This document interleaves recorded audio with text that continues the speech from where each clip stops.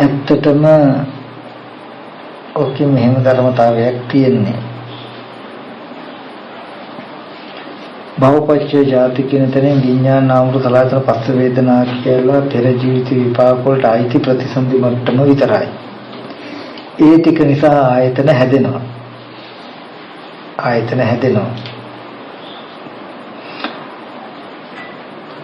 ඒ ආයතන ඉස්සරහට එන අරමුණු ඇත්ත නොදන්නාකම නිසා වර්තමාන අවිද්‍යා සංකාරයෙන් තමයි ඊකට මේ පංච විඥානේ උපදින්නේ. ඇත්තම සිද්ධිය ඒක මම දකින විදියට. හැබැයි ඔය මං අද දකින සිද්ධිය මේ වර්තමාන ක්‍රමයේ කවුරුවත් එක දෙන්නේ නැති. හැබැයි මම කියන්නේ නිකනුත් නෙමෙයි. පොසාක්ෂි සහිතව. තණ්හා මූලික ස්කන්ධ ටික සහ අවිද්‍යා මූලික ස්කන්ධ ටිකේ වෙනසක් අද ලෝකෙට පෙන්වන්න කිව්වොත් කවුරුත් කියන්නේ මම ඔය මං කියන එක වැරදි කිව්වොත් මම එක ප්‍රශ්නයයි අහන්නේ. අවිද්‍යා මූලික පංච උපාදාන ස්කන්ධයේ ඇති වෙන ක්‍රම දෙකක් බුදුහාමුදුරුවෝ පෙන්නනවා. අවිද්‍යා මූලික සහ තණ්හා මූලික. අවිද්‍යා මූලිකව හටගන්න පංච උපාදාන ස්කන්ධය මොකද්ද? තණ්හා මූලිකව හටගන්නා වූ දේ මොකද්ද කියලා පෙන්වන්න කිව්වොත් එහෙම පෙන්වුවොත් මම උත්තරේ ඔය මං කියන උත්තරේ බොහෝම ලස්සනට නිවැරදි වෙනවා. හැබැයි එක දෙයක් මතක තබා ගන්න ඕනේ. චක්කු විඥානේ නැති වුණාට මේ ඇහැ මුල් කාරණාව කරගෙන අරමුණු දකිද්දී මනෝ විඥානය සම්බන්ධ වුණාට නම් කරනවා චක්කු සම්පස්සජා කියලා. ඇහැ මුල් කාරණාව කරගෙනනේ. ඇහැ මුල් කාරණාව කරගෙන ඒ නිසායි චක්කු සම්පස්සෙන් උපන්න ඔන්නෝකයි මං කියුවේ නාම ධර්ම ටික කියවන්න කියලා ඕගලන්ට. චක්කු සම්පස්සෙන් උපන්න වේදනාව කාම අවචර වූයේ රූප අවචර වූයේ අරූප අවචර වූයේ අපරියාපන්න වූයේ වේ කියලා තියෙනවා. චක්කු සම්පස්සෙන් උපන්න වේදනාව කිසි කෙනෙකුට කාම අවචර මට්ටමක් ගේනවා. කිසි කෙනෙකුට රූප අවචර මට්ටමක් හම්බ වෙනවා. මේ රූප අවචර මට්ටමක් හම්බ වෙනවා. කිසි කෙනෙකුට අරූප අවචර මට්ටමක් හම්බ වෙනවා. කිසි කෙනෙකුට ලෝකෝත්තර මට්ටමක් හම්බ වෙනවා. ලෝකෝත්තර භූමියේ චක්කු විඥාන නැහැ.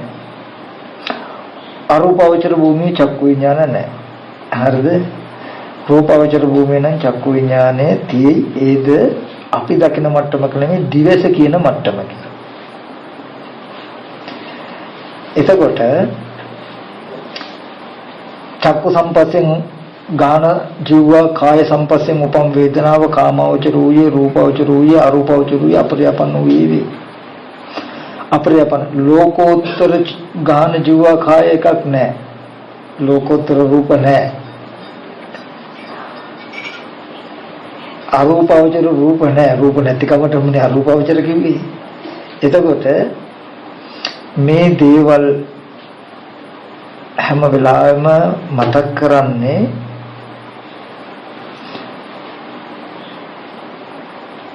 ප්‍රතිසන්දි වශයෙන් හැම කෙනෙක්ම එක මට්ටමක ඉපදිලා කෙනෙක් කෙලෙස් මතයි කාමය පරිහරණය කරන කොටට කෙනෙක් කෙලෙස් මතයි රූපය පරිහරණය කරන කොටට කෙනෙකුගේ කෙලෙස් වල අඩු වැඩිකම් මතයි අරූප මට්ටමක් පරිහරණය කරන මට්ටමට ලෝකෙ හැදිලා තියෙන කියන එකක් කියනවා. කෙනෙකුගේ නුවණ මත කෙලෙස් නැතිකම නිසා තුන් භූමි මට්ටමින් එකක්වත් ස්පර්ශ නොකර ජීවත් වෙන්න පුළුවන් කියන එකකුත් කියනවා. ඔය චක්කු විඥාන, සෝත විඥාන, ගාන විඥාන කියන ටික කාමවචරයි. ප්‍රතිසන්දියෙන් ගන්න මට්ටම කාම ධාතුවේ උපදින්න පුළුවන් ගන්න මට්ටමම කාම ලෝකේ වුණොත් ආයෙ මෙතෙන්ද බෑ කාටවත් කියන එකක් වෙනවා. එතකොට එයාට කාම ලෝකෙ ඉපදිලා ජීවත් වෙන්න වෙන්නේ කාම වෙනවා. මොකද ඒ පංච විඥානයේම කාමයි. රූපේ කාමයි වගේ. ඒකයි ධානලාභී යම් කිසි වෙලාවකදී මේ පංච විඥානයේ උපන්න ධානය පිරිනනවා.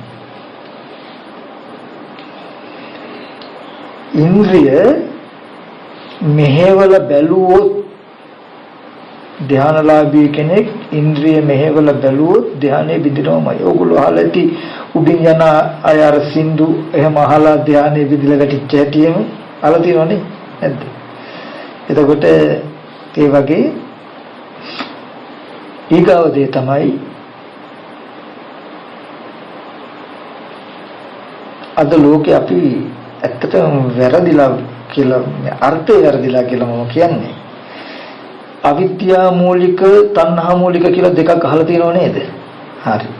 මට දැන් කියන්න අවිද්‍යාව මුල් වෙලා හටගන්න ස්කන්ධ ටික මොනවද? තණ්හා මූලිකව හටගන්න ස්කන්ධ ටික මොකක්ද කියලා ඔය මම බෙදෙන බෙදුමට නෙමෙයි. අද ලෝකයේ ඕගොල්ලෝ දැනගත්ත බෙදුමට බෙදුවෝ. අපි මෙහෙම කිව්වොත් දැන් අද අපි හිතාගෙන ඉන්නේ අද ඇහැ කන දිව නාසය ශරීරය ඒ ටිකයි චක්කු විඥාන සෝත විඥාන ගාන විඥාන මේ ඔක්කොම අවිද්‍යා කර්මෙන් හටගත්තා කියලානේ. අපි දැන් දන්න විදිහට ඔන්න එතකොට මේ චක්කු විඥාන සෝත විඥානේ ඉඳලා මේ ආයතන ටික මේ ස්පර්ශ ටික මේවා ටික ඔක්කොම ප්‍රතිසන්දියේ ඉඳලා මේ කෙලස් ටික ඇරෙනකොට මේ ස්කන්ධ ටික ඔක්කොම අවිද්‍යා මූලිකයි. හරිනේ? හරි. ඔව් ඊගාවට හොඳයි දැන් තණ්හා මූලික කියලා දකින්නේ මොකද්ද අපි? මේ දේවල් ආරම්භය අද තණ්හාව ඇති කරගත්තොත් ඇති කරගෙන ආපහු අපි උපන්නොත් උපදිනවා නම් ඒක තණ්හා මූලිකයි කියලා නේද දකින්නේ. ඒ කියන්නේ අද තණ්හාවට හටගන්න ටික තණ්හා මූලිකයි කියලා. හරිද? හරි. එහෙනම් දැන් අපි මෙහෙම කිව්වොත්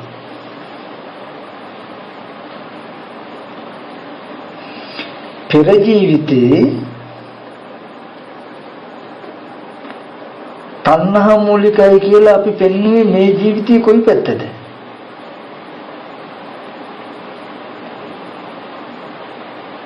පෙර ජීවිතේ තණ්හාව ඇති වුණොත් අනාගතයේට විඥානාම රූපසලආයතන පස්ස වේදනා පංච උපාදානස්කන්ධය ඇති වෙන තණ්හා මූලිකයි කියලානේ පෙන්වන්නේ. දැන් හටගත්තට පස්සේ ආයෙත් මේ පැත්තට ඇවිල්ලා මේ පැත්තට පෙන්වන්නේ අවිද්‍යාව මූලිකයි කියලානේ.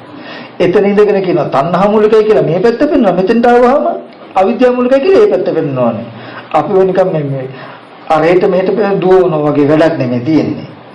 දැන් අද මෙතන ඉඳන් ඕගොල්ලෝ කියනවා තණ්හා මූලිකයි කියලා ඊගව ජීවිතේ. ඒ කියන්නේ පෙර ජීවිතේ හටගත් අවිද්‍යාවට හටගත්ත මේ කෙලෙස් හටගත්ත ටික උන්න අවිද්‍යාවෙන් දැන් අද තණ්හා උපාදාන වුණොත් ආය අනාගත ජාති ජරා මරණ අනාගතයි. හරිනේ? එතකොට මේ ජාති ජරා මරණ තියෙන්නේ මොකේද? තණ්හා මූලිකයිනේ. දැන් අද අපි පෙන්නනවා මේ පැත්තට අනාගත මොකද්ද? තණ්හා මූලිකයි. බැරි වෙලා හරි උපන්නෝ. මේ පැත්තට ඇඟිල්ල දික් කරනවා මොකද්ද? පෙර විද්‍යා සංකාරයි කියලා ඇඟිල්ල දික් කරයිද නැද්ද? එතකොට මේ අපි වර පොඩි ළමයිට ටොක්කක් කනලා අහක බලාගන්නේ අපි. ඒ වගේ එකක් නෙමෙයි කරන්නේ විහිළුවක් නෙමෙයි. අපිට ටොකු යන විහිළු කරනවා නෙමෙයිද කියලා බලන්න පොඩ්ඩක්. මෙතෙන් ඉඳන් පෙන්නනවා තණ්හා මූලිකයි කියලා එහාට ගිහිල්ලා. එතෙන්ට ගියාම පෙන්නනවා නෑ අවිද්‍යාව මූලිකයි කියලා. මම නෙමෙයි ටොක් කියන්නේ අරයා කියනවා. ඔය පොඩි ළමයිට කරනව නේද අපි හිතුව ගම විහිළුවට ආදරේට. ඒක නෙමෙයිද ඔයගලන්ට කරලා තියෙන්නේ කියන එක බලන්න. අද ඔයගොල්ලෝ අවිද්‍යා සංකාර පෙරයි කියලා ඇඟිලි දික් කරනවමනේ. ඒ ජීවිතේ මේ අද ඔයගොල්ලන්ගේ මේ ජීවිතේ පෙන්වුවා කියන එක අමතක කරන්න එපා. තණ්හා මූලිකයි කියලා මේ පැත්ත ඔයගොල්ලන්ට පෙන්වලා තියෙන කියන එක අමතක කරන්න එපා. එහෙනම් ඇත්තෝකේ කොහොකද? ඇත්තටම බලන්න මේකේ පැටලිල්ලක් තියෙද කියලා පෙන්වන කොතනකවත් පෙන්වලා තියෙනවද මෙන්න මේ ටිකයි තණ්හා මූලික මේ ටිකයි අවිද්‍යා මූලික කියලා වෙන් කරලා තියෙයිද? මෙතන ඉඳන් එහාට පෙන්වනවා එහෙට ආවම මෙහාට පෙන්වනවා. අපිට හරියට මිරිඟුව දැකලා මේ පැත්තේ ඉඳගෙන මිරිඟුව පේන්නේ වතුර වගේ වතුර බොන්න එහාට දුවනවා. දිව්වහම කියනවා නෑ නෑ දැන් හිටපො පැත්ත මිරිඟුව. හිටපො පැත්ත ජලය වගේ පේන්නේ. ආයේ මෙහාට වතුර තියෙන. මිරිඟුව එහාට දුවනවා මෙහාට දුවනවා වගේ පටිච්ච සමුප්පාදෙත් එහාට දුවනවා මෙහාට දුවනවා මිසක අවබෝධයක් වෙලා හෝ කරගෙන තියෙදි කියලා බලන්න. ඒකයි මම කියන්නේ කවුරු හරි කෙනෙක් ඉන්නවා නම් මට පෙන්වන්න අවිද්‍යා මූලික ස්කන්ධ කියන්නේ ආය වක්‍ර වචන දෙකක් බෑ. මේ අවිද්‍යා මූලික ඕකටම තමයි මම තණ්හා මූලික කිව්වේ කියන්න බෑ. මෙන්න මේ සීමාවයි තණ්හා මූලික කියන්නේ. තියෙන්න ඕනේ. ඒ හින්දා මේ ටිකට කියනවා තණ්හා මූලිකයි පංච උපාදානස්කන්ධය කියලා. මෙන්න මේ ස්කන්ධ පංචකයේ අවිද්‍යාවෙන් හටගෙන ඒ නිසා මේ පංච උපාදානස්කන්ධය අවිද්‍යා මූලිකයි කියලා දෙන් කරලා පෙන්වන්න කියලා මම කියන්නේ. එතකොට ඒක සාධාරණයි. නමුත් එකම ටික පෙන්වන්න නම් අවිද්‍යා මූලිකයි තණ්හා මූලිකයි කියලා මේක සාධාරණයි අසාධාරණයි කියලා මම කියන්නේ. මම කියන එක තේරෙනවද දන්නේ නැහැ. ඒකයි මම කිව්වේ ප්‍රතිසන්දි මට්ටමේ ඉඳලා බහුපච්චය ಜಾති කියන තැන ප්‍රතිසන්දි විඥානය අර මම අබෑටේ කියන උපමාව ඒ ඔක්කොම වැරදිනේ හරි. අබෑටේ ඉඳලා නාම රූප වෙලා ආයතන ටික හැදෙනවා. ස්පර්ශය කියනකොට මනෝ විඥාන ධාතු සම්පස්තයක් තියෙන පස්සපච්චය වේදනා කියන සිද්ධාන්තයක් තියෙනවා. මේ එකම තැනක එතනත් ඒ ටිකක් තියෙනවා. හරිද? එතකොට සලආයතන පච්චය පස්ස මේ ආයතන 6 නිසාම එක් ස්පර්ශයක් තියෙනවා. පස්සපච්චය වේදනා කියන සිද්ධාන්තයක් තියෙනවා. ඒ නිසායි ආයතන 6ම එකතු කරලා එක තැනකට ආපු හිඳයි මිදෙන දවසටත් ආයතන 6ම එකට එකතු වෙන තැනට ඇවිල්ලා මිදෙන්න පුළුවන්. ඒ නිසායි ප්‍රතිසන්දියට යනකොටත් යන්නේ ආයතන 6ම එකට එකතු කරපු තැනකට ඇවිල්ලා. ඔතනයි ඇත්ත නිසා. එතන ඇත්ත නොදන්නා කමය මුල් කාරණාව කරගෙන සංඛාරයගේ බෙදීම මතයි ආයතන 6ට අපි බෙදිලා ලෝකවල හදාගත්තේ හැදුනේ. ලෝකයේ තුල ආයතන තියෙනවා. ඒකෙත් කාම ලෝකයේ ආයතන 12ක් තියෙනවා. ධාතු 18ක් තියෙනවා. පංච උපාදාන ස්කන්ධයක් තියෙනවා. හැබැයි මම මතක් කරන්නේ එක දෙයක්. ස්කන්ධ ධාතු ආයතන ඔක්කොටම කාම ලෝකේ තියෙනවා කියලා ගන්න එපා. කාම ලෝකයේට ස්කන්ධ ධාතු ආයතන ධාතු 18ක්ම ආයතන 12ක්ම පංච උපාදාන ස්කන්ධයක්ම තියෙයි.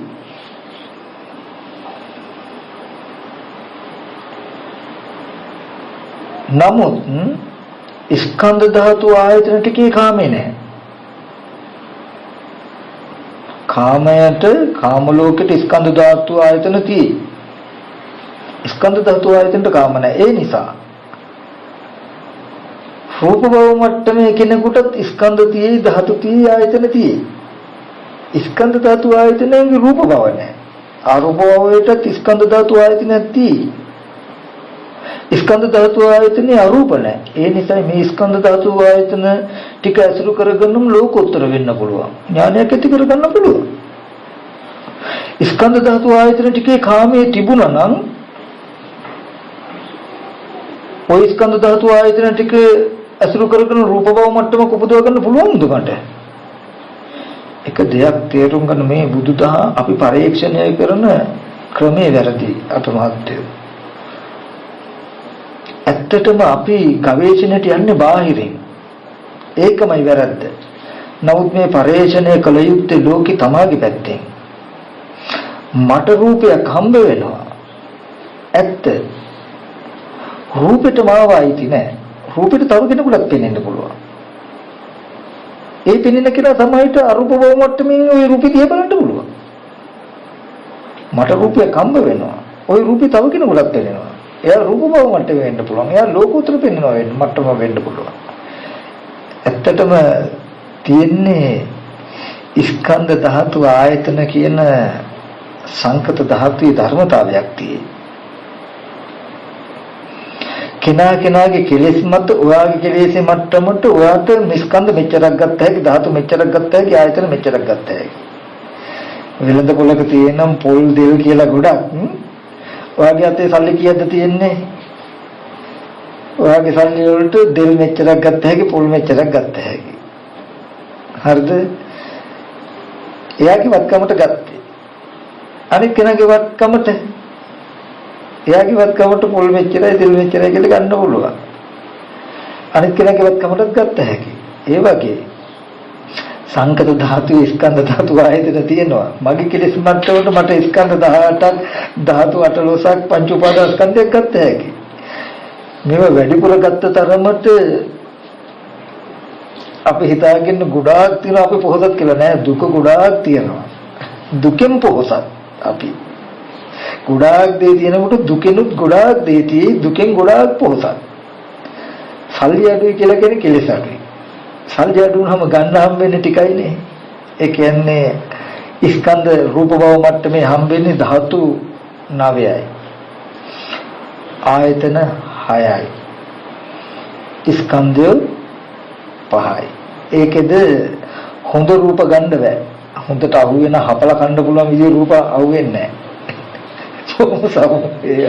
පහක් තිබුණාට රූපේ බලය අඩු කරලා තියෙන්නේ මුදලේ හැටියට එකම භාණ්ඩය දෙනවා දැන් ටෙලිෆෝන් එකක් වුණත් ගත්තොත් ඔය 5000ට එයාට වටිනාකම ඔයාලට 20000ට දෝන්නේ ওই නමමයි ඔයාලට 5000ට දෝන්නේ ওই නමටමනේ නොකිය නම් ඕනේ නොකිය ෆෝන් එකක් ගත්ත හැකි 20000ටත් ගත්ත හැකි 5000ටත් ගත්ත හැකි ඈ පොඩි ඒ සයිස් එකටවත් පුළුවන් හැබැයි ඒකේ හැදිලා තියෙන මොනවද කෑලි ඒ තරම් හොඳ නැහැ ඒ වගේ ස්කන්ධ පංචකයක් තියෙනවා තිබුණාට අර රූපේ තරම් ක්වොලිටි තත්ත්වයේ තරම් හොඳ නැහැ ඒ තරම් දුක් විඳින්න බෑ කියන එක ස්කන්ධයන්ගේ පැත්ත අඩු වෙනවා ඊගාවට ඒ වගේ කෙලස් තව ටිකක් අඩුයි කියන සල්ලි තව ටිකක් අඩුයි එතකොට ආරූප බව ඒ මට්ටමේදී ගන්න පුළුවන් කීයද ආයතන දෙකයි ධාතු දෙකයි එතකොට ස්කන්ධ හතරයි ධාතු දෙකද තුනද දෙකයිනේ දෙකයි එච්චරයි ගන්න පුළුවන් හරිම දුප්පත් ඒ කියන්නේ දුකෙන් දුප්පත් දුක අඩුයි දුකෙන් පොහොසත් සහ දුකෙන් දුප්පත් කියලා දෙකක් තියෙනවා අපරියාපන්න කියනකොට පෙන්නනවා අසංකතං කන්දතෝ ඨපෙත්තා අසංකතිය අරමුණු කරන ස්කන්ධ වශයෙන් ගන්න එපා කියනවා ලෝකෙ තුල පෙන්නන ස්කන්ධය යන ගණයට යන්නේ නැහැ මේ ස්කන්ධයන්ගේ ඇත්ත ඇති ඇති දන්නා වූ දක්නා වූ නෝන යෙදෙන ටික මේ නාම රූප දෙකෙන් මිදින යම් නිවනක් සාක්ෂාත් කරන්නේ යම් ධර්මතාවයක තියලා ඒකෙදි තියෙනවා සතර ස්කන්ධයක් තියෙයි ආයතන දෙකක් තියෙයි ධාතු දෙකක් තියෙයි අරූප බව මට්ටමයි නමුත් අරූප ලෝකේ තියෙන නාම රූප දෙකේ ගණයට යන්නේ නැහැ ප්‍රඥාව නිසා එතකොට තුන් භූමිය අනුව ගිය නාම රූප දෙකෙන්ම මිදලා ඉන්නේ මෙයා ඉතින් ඒකෙන් මතක් කළේ අපි ගොඩාක් දෙනෙක් හිතන්නේ ස්කන්ධ ධාතු ආයතන ටිකක් තියෙනවා ඒ ටිකේ අපි කාමයේම වහගෙන ඉන්නේ අපි කාම සංඥාවකින් කියන කාම බඳුමකින් බැඳිලා ඉන්නේ කාම ලෝකේ කියලා හොඳට මතක තබා ගන්න මේ ස්කන්ධ ධාතු ආයතනයන්ට කාමය කියන නම ලැබුණේ අපේ මනසේ තියෙන කාමය නිසා යම් ස්කන්ධ ධාතු ආයතනයක් නිසා මගේ මනසේ කාම රාග සංයෝජනෙ උපදවයි නම් උපං කාම රාග සංයෝජනෙ පවත්වයි නම් උපද්දලා පවත්තන්න යම් ස්කන්ධ ධාතු ආයතනයක් උදව් වෙයි නම් ඒ ස්කන්ධ ධාතු ආයතනය කාමය යන නමින් නම් කරනවා අර මම කියන්නේ යකඩ කෑල්ලේ කතාව චුම්බක හතරකට මැදි කරලා තිබ්බ යකඩ කෑල්ල එතකොට කාන්දම් කෑලි හතරක් සමාන්තරව තියලා යකඩ කෑල්ලක් මැද තිබ්බොත් කාන්දම් කෑලි හතරේ බලෙන් යකඩේ තියෙනවා යකඩ එක කාන්දම් කෑල්ලකටවත් අයිති නැහැ කාන්දම් කෑල්ල නැතුව යකඩ තියෙන්නේ නැහැ ඒ වගේ අම්මා තාත්තා දුව පුතා අයියා අක්කා නෑදෑයෝ ඉන්න ලෝකේ යකඩ කෑල්ල වගේ දකින්න ඔය යකඩ කෑල්ල වැටෙන්නේ නැති වෙන සමාන්තරව තිබ්බ කාන්දම් කෑලි හතර වගේ ආයතන 6ට මැදි කරලා තියෙන ලෝකේ ආයතන 6 සමාන්තරතාවයේ මත රැඳිලා තියෙනවා ලෝකේ නමුත් මේ ලෝකේ ආයතන 6න් එකකටවත් අයිති නෑ ආයතන 6න් එකක්වත් නෙවෙයි නමුත් ආයතන 6 නැතුවත් නෙවෙයි මේ ටික හේතු කරගෙන ඉන්න ඵලයක් වෙයි තියෙනවා. අපි මුළු ජීවත් වෙන මුළු ලෝකෙම එහෙමයි. ඔය එක කාන්තන් කැලලක හෝ සමතුලිතතාවයේ බිඳුනොත්, සමබරතාවයේ බිඳුනොත්, සමානාත්මතාවයේ බිඳුනොත් තියෙන්නේ නැහැ මේ යකඩ කැලල. එක ආයතනයක ඇත්ත දකින්න ගොඩක් එපා. එකම එක ආයතනයක ඇත්ත දකින්න. මේ සමබරතාවය නැතිනම් මේ කාම ලෝකෙ තියෙදි කියන එක බලන්න. එකම එක ආයතනයක ඇත්ත දැක්කොත් ඔගොල්ලෝ ඇහැ රූපය දෙක විතරක් ඇත්ත දකින්න. අතහැරනවා මේ ලෝකෙම. ඕනනම් විමසලා බලන්න.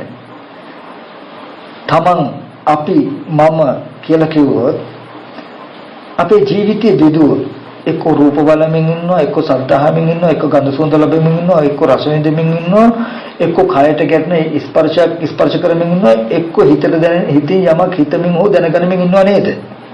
ඔය ආයතන හයේ ක්‍රියාකාරීත්වයක් නේද තියෙන්නේ? ඉන්නවනම් මම කියලා කෙනෙක් ඔය ආයතන හයටනේ අයිති වෙන්න ඕනේ. ඔය ආයතන හයෙන් පරිබාහිර කොහෙවත් ඉන්න පුළුවන්ද? බෑ. හොඳයි දැන් බලන්න රූප දකින්නේ මම, ශබ්ද අහන්නේ මම, ගඳ සුවඳ දැනගන්නේ මම, රස විඳින්නේ මම, ස්පර්ශ කයට ගැන්නේ ස්පර්ශයෙන් දැනගන්නේ මම, හිතන්නේ මම. දැන් මේ මම අයිති කොහාටද? ආයතන හයම ක්‍රියාත්මක කරන්නා වූ මම. අන්න යාවට තමයි අම්මා තාත්තා දුව පුතා නෑදෑයෝ ඉන්නේ ඔක්කොම. ඇහැ යාගේ වගේමයි දරුවා යාගේ. කන යාගේ වගේමයි ගෙදර යාගේ. නාසය යාගේ වගේමයි බඩු මුට්ටු යාගේ. මේ යාගේ තමයි මේ තමයි වැලි කෙලිය පටන් හිටපු මිත්‍රයා නන්දිරාගේ යවකලාප සූත්‍රය කියලා එකක් තියෙයි. බුදුරජාණන් වහන්සේ පෙන්නනවා මහණෙනි යව ටිකක් ගෝණියකට දාලා මිනිස්සු 6 දිනේ මෝල් ගස් 6කින් ඇවිල්ලා ගහනවා. මෝල් ගස් 6ක පාරවල් කන යව මිටියේ මුද්දටම තැලෙනවා. අතරමැද තව 7 දෙනෙකුත් ඇවිල්ලා තලනවා. පාරවල් 6කින් තැලුණු යව මිටියේ 7 දෙනෙක් නිසා දෙහෙවින්ම තැලෙනවා. මහන්නේ ඒ වගේ ස්පර්ශ ආයතන 6 නිසා ලෝකයේ දුක් විඳිනවා. 7 වෙනි නන්දිරාගේ නිසා දෙහෙවින්ම දුක් විඳිනවා කියනවා. සයින්තන් කරේ කලම සූත්‍රය බලන්න. ඉතින් ඔන්න ඔය 7 දෙනියගේ ප්‍රශ්නේ තියෙන්නේ. එයයි මේ ලෝකයේ තනන්නේ. මේව කිව්වහම ඒ කියන්නේ මේ අපි හිතාගෙන ඉන්න ලෝකය තියෙන ඒක තමයි මේ සම්මා දිට්ඨිය කිව්වේ බුදුරජාණන් වහන්සේ. මේ ඇත්ත දැක්කහම මේ දුක දිරුනේ මොකක් නිසාද? දුක දුරු කරන්න පුළුවන් එකක් නිසා නේද? දුක මුදවන්න පුළුවන් එකක් නිසා නේද? ඔය මං කියපු තැන් ඕවා ආපහු බලන්න ඕගොල්ලෝ ගිහිල්ලා ඕවා විමසන්න. ඔය අවිද්‍යාව මූලික තණ්හා මූලික කියන හේතු හොඳට එහාට මෙහාට පෙරලා බලන්න. මම මේ ඉඳලා හිටලා හරි ඇවිල්ලා මතක් කරන්න ඕගොල්ලෝ කාටවත් නිකන්ම පේන්නේ නැහැ. මෙච්චර කියනවා. දැන් අවිද්‍යාව මූලිකයි තණ්හා මූලිකයි කියලා කියනවා. අපිව මේ අපේම කනවට අපිවම කරකවනවා නේද කියලා පේන්නේ නැහැ. බලන්නේ. නමුත් හොඳට හිතුවොත් ඇත්තටම නෝන කියන්නේ ඒකයි අනුන්ගේ දීලා යන්න ඕනේ. අපිත් හිතනකොට අපිට අලුතෙන් යමක් හම්බෙන්න ඕනේ. විචාරශීලීව යමක් හිතන එක පාපයක් කොට හිතන්න එපා. නොහිතන එකයි පාපේ. එහෙම හිතුවොත් ඇත්තටම මේ එන තියෙන මේ අදහස් ගික සතුටු වෙන්න පුළුවන් ධර්මයට ගැලපෙනවා කියලා. ඉතින් මම අද මේ දේශනාවෙන් අවසන් කරන්නම්. ඒක තේරුණාද කියපු කාරණා ටික? එතකොට එහෙම ගත්තාම අපි එකමර ගත්තොත් ඇත්තටම පෙර ජීවිතයේ තණ්හාව කියලා මේ පැත්තට ඇඟිල්ල දික් කළා නම් ඇත්ත ඒක තණ්හා මූලිකම තමයි. ඉද පටිසන්ධි විඥානං ඔක්කාන්තේ නාම රූපං ප්‍රසාදෝ ආයතනං පුට්ඨෝ පස්ස වේදිතං වේදනා කියනකොට අපි පුට්ඨෝ පස්ස වේදිතං වේදනා කියනකොට ස්පර්ශ ආයතන 6ම ප්‍රතිසන්ධි මට්ටමයකට ඇඳලා ගන්නවා නෑ. ප්‍රතිසන්ධි මට්ටමේ මනෝ ස්පර්ශයක් තිබුණා. මනෝ ස්පර්ශයෙන් උපන්න වේදනාවක් කරනවා තිබුණා. තියෙනවා. ඒ ටික එක දිගටම ප්‍රතිසන්ධිටි තියෙනවා. එතකොට ඒකයි දැන් ඔයගොල්ලෝ දන්නේ චිත්ත වීතිය එහෙම කතා කරනකොට මම කියන දේ අතර චිත්ත වීදිය වලට ගැලපෙන්නේ නැහැ. නමුත් චිත්ත වීදියක් ගත්තොත්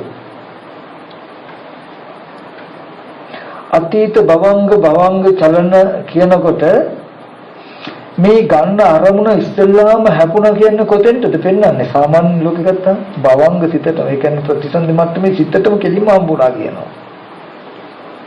කෙලින්ම හම්බුණා කියන එකත් කියනවා. රූපයක් පේනවා, සද්දයක් ඇහෙනවා කියන එක කියනවා. ඔන්න ඔය තැනට එනකම් මම කියන්නේ තණ්හා මූලිකයි. එතන ඉඳලා ආයතන ටික හදාගෙන මේ පැත්තට එනකොට මේ ස්පර්ශ ආයතන 6 ගත්තාම ඇත්තට මේ ටික අවිද්‍යාව මූලිකයි. අපිට හොඳට උත්තර දෙකක් හම්බ වෙනවා. ඒ කියන්නේ භවංග සිත ద్వාර නාමයෙන් නම් කරන්නේ නැහැ. ප්‍රතිසන්දි මට්ටමේ තණ්හා මූලිකයේදී ద్వාරයක් හදලා නැහැ තව. චක්කු විඤ්ඤාණු ద్వාරයි. ඇහැ හැදුනට ద్వාර නැහැ. අවිද්‍යා මූලිකව හටගන්නා මේ පැත්තේදී චක්කුද්්වාර, සෝතද්්වාර, ගානද්්වාර, ජීවද්්වාර, කායද්්වාර, මනෝද්්වාර කියලා ద్వාර හයක් තියෙනවා. ద్వාර හය බෙදෙනවා ලෝකෙට. මේ ලෝකය කියලා කියන්නේ ස්පර්ශ ආයතන 6. ස්පර්ශ එක්කාන්තයක්, ස්පර්ශ සමුදය එක්කාන්තයක් කියලා කිව්වේ. ලෝකෙ තුල හිතියත් අහුවෙලා කෙලෙස් ඇති කරගත්තත් අහුවෙලා. කෙලෙස් නැතුව හිතියත් අහුවෙලා කියලායි කියන්නේ. කෙලෙස් තිබුණත් අහුවෙලා, කෙලෙස් නැතත් අහුවෙලා කියන එක කියනවා. ඒකයි ස්පර්ශයන්තේ කියන කාරණාව දැන් ප්‍රතිසන්දි මට්ටමේදී අපි දත යුතුයි. එතන අවිද්‍යාවනුසය අනුසය වෙනවා කියන එක දත යුතුයි. අවිද්‍යාව මූලික තණ්හා මූලිකව හටගත්තට එතනද අවිද්‍යාවනුසය අනුසය වෙනවා.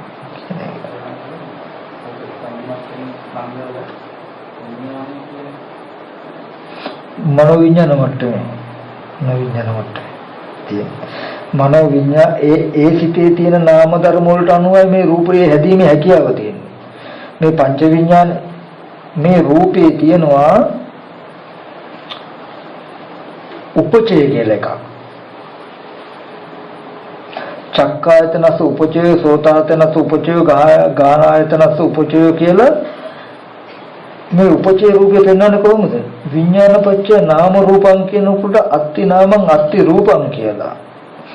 තත්තකතමං නාමං වේදනා සංඥා සංකාරෝ අයමුචිති නාමං තත්තකතමං රූපං චක්කායතනස උපචය, සෝතායතනස උපචය. ඇහි ඉපැද්ම, කනේ ඉපැද්ම, නාසයේ ඉපැද්ම කියලා ඉදං උච්චිති රූපං, ඉදං ච නාමං, ඉදං ච රූපං, ඉදං උච්චිති නාම රූපං කියලා හොඳට බෙදනවා.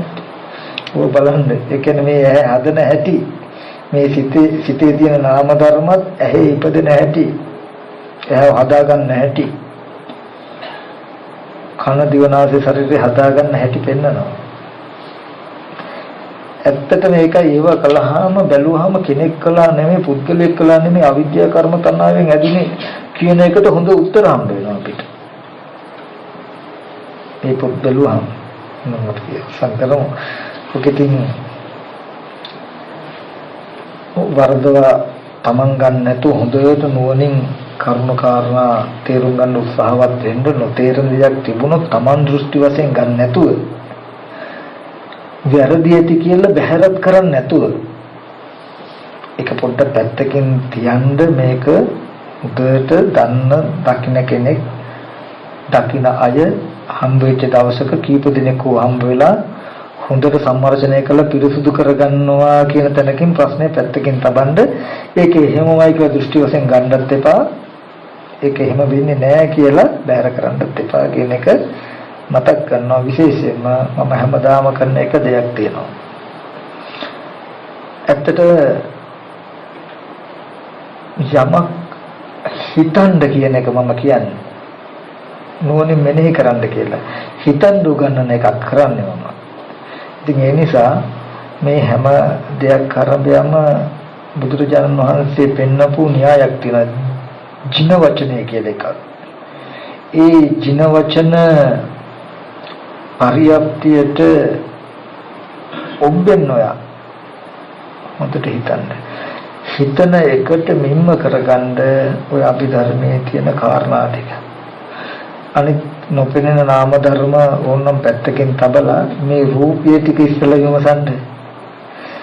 ඇත්තටම අපිට කොට යන්න පුළුවන් ඒකම අවධාරණයෙන් මතක් කරනවා ඒවත් නොතේරුණත් නොදන්නවා වුණත් කමන්නේ හැම කෙනෙක්ම අදහස් කරගන්න කය කෙරෙහි පිහිටි සිහියකින් අකණ්ඩව ඉන්න උත්සාහවත් වෙනවා කියලා.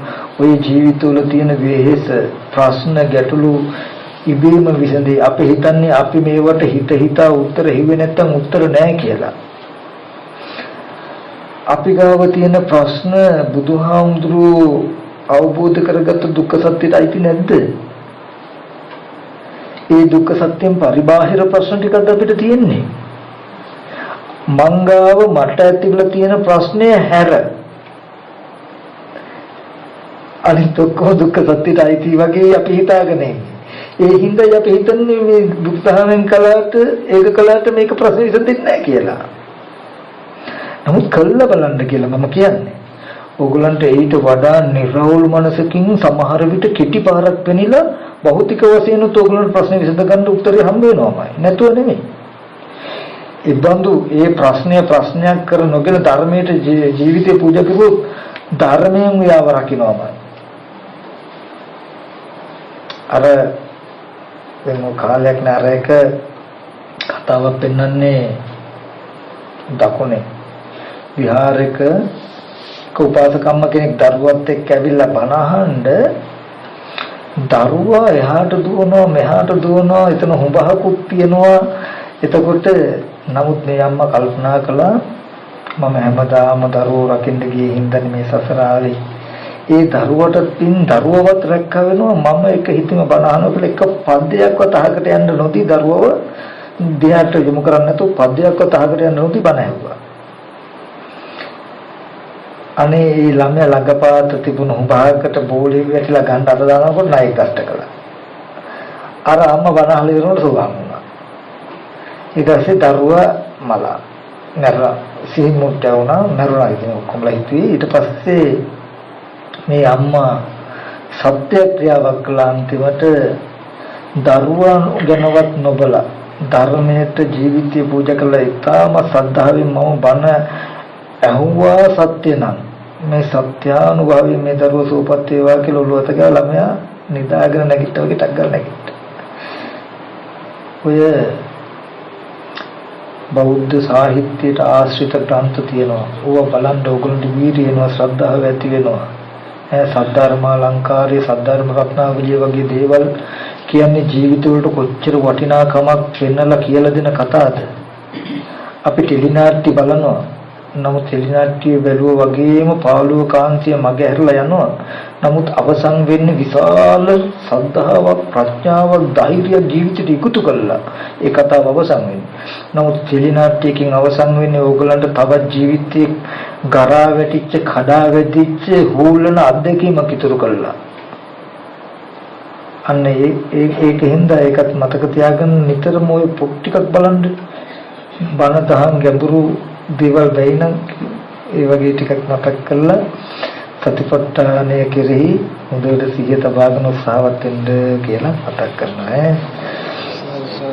හොඳයි එහෙනම් හැමදෙනාම කල්පනා කරගන්නට ඕනේ අද දවසේදී බොහොම ශ්‍රද්ධාවෙන් හැමදෙනාම Tamanට නොයෙක් කටයුතු කාරණා ගෙවල් දොරවල් තිබුණත් ඒ හැම දෙයක්ම පැත්තකින් තබලා මේ ස්ථානෙට ඇවිල්ලා බොහොම ශ්‍රද්ධාවෙන් වුමනාවෙන් තුන්රුවම් වන්දනා කළ සිල් සමාදන් වෙලා ධර්මය ශ්‍රවණය කළා වටිනා කුසල ධර්ම රාශියක් සිද්ධ කරගත්තා.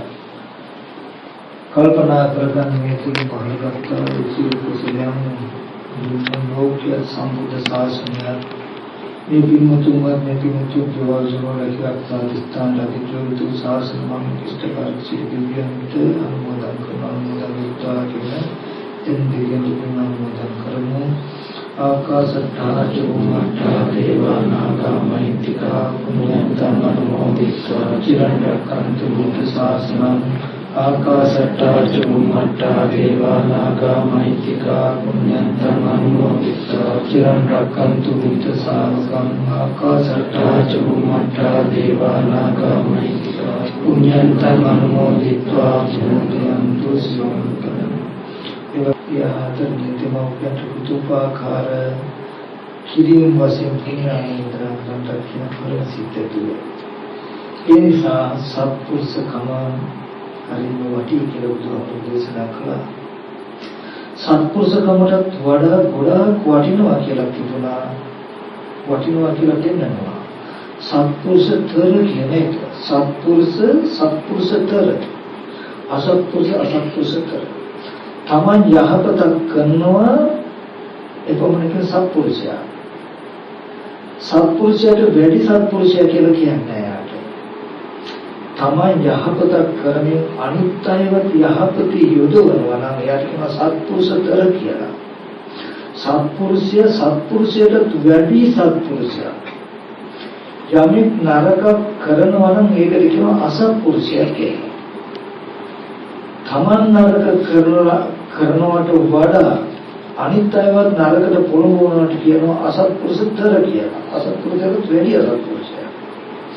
ඉතින් මේ විලාවේදී මේකින් කම මෙතුමාලා සිද්ධ කරනවා සත්පුරුෂතර කියන තැන. තමන්ගේ ජීවිතයට යහපතක් වෙන ගමන් අනිත් අයගේ ජීවිතයට යහපතක් කරන්න ඕනේ කියලා. අනිත් අයගේ ජීවිතත් ගත්තාම ජීවත් නොවෙන කියන දෙපිරිසෙම එකතු කරගෙන ඒක තවත් ප්‍රත්‍යාගෝචරයි. අනිත් අයට උපකාර කරනවා කියන එක සමහර කෙනෙක් කරන ජීවත් වෙන්න ඉන්න අයට. සමහර කෙනෙක් ඉන්නේ කලුරිය කලායට. දැන් මේගොල්ලෝ බණ දහම් අහන්න සලස්සල ජීවත් වෙන්න අනිත් අයට උපකාර කරලා. කලුරිය කරලා තමන්ට ජීවිතය ලබා දෙන උපකාර කරපු මියපරලෝකියයටත් උපකාර කරලා.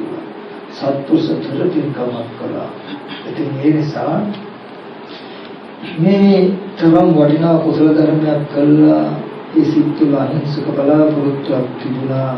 ඒ තමයි මේට අවුරුදු 4කට ඉහත නියපරලෝයන්ට යෙදුන අපේ නිහාර රූපසිංහ මැතිතුමාගේ ආදරණීය පියාණන් වන ලැම්බර්ට් පීරිස් පෙරේරා රූපසිංහ පියතුමා මේ මොහොතේදී මේ සිතින් සිහිපත් කරනවා. ඒ වගේම එතුමාගේ ආදරණීය මෑණියෝ වන චන්ද්‍රාවති හදපාන්ගොඩ මේ මෑණියන් වගේ මොහොත සිහිපත් කරනවා. ඒ වගේම සුධර්මා රූපසිංහ මැතිණියගේ ආදරණීය පියාණන් හේරත් මුදියන්සලාගේ පුංචිපණ්ඩා ආදරණීය පියාණන් මේ මොහොත සිහිපත් කරනවා. ඒ විතරක් නෙවෙයි ඒ කිකුලෙන් හිම නම් වශයෙන් නොකියවත් තව මේ පරලෝකීය ලංකා ඥාත සමයන් සිටිනගේ සිහින සිහිපත් කරනවා. මෙතෙන්ට පැමිණි තුන් ස්වාමීන් වහන්සේලාගේ තුන් සිල්මයන්ගේ ඒ වගේම මේක සාධුසම්පන්න සියලුම දෙනාගේ මේ පරලෝකීය කරුණයකට අපවත් වූ ශාසන ඥාතිත්වයෙන් සහජීවත්වයෙන් ඥාතිත්වයෙන් සිහිපත් කරනවා. මේ කියා වූ ඒ සියලුම දෙනාට අද දවසේ අපි සියලු දෙනාම සිදු කළා සියලු කුසල ධර්ම අනුමෝදන් වෙත්වා ඕම් කලාව විනාශයෙන් සතුටින් සාධනාදී අනුමෝදන් වල දුක්ඛ ස්ථානික සිටින දුකෙන් අත මිදේවා සපවත් ආකාරයට පත්වේවා සත්‍ය සත්‍යයෙන් පත්වේවා කියලා දවසේ